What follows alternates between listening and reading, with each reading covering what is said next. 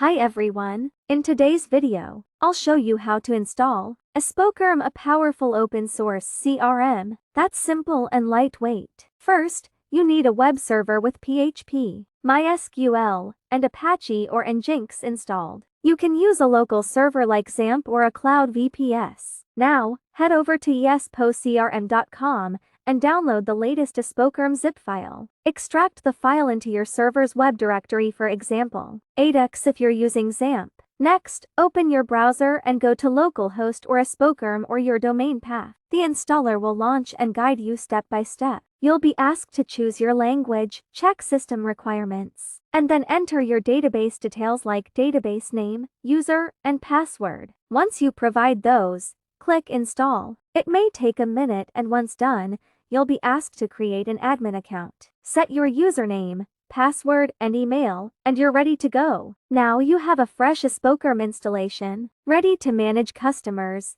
leads, and more. Thanks for watching.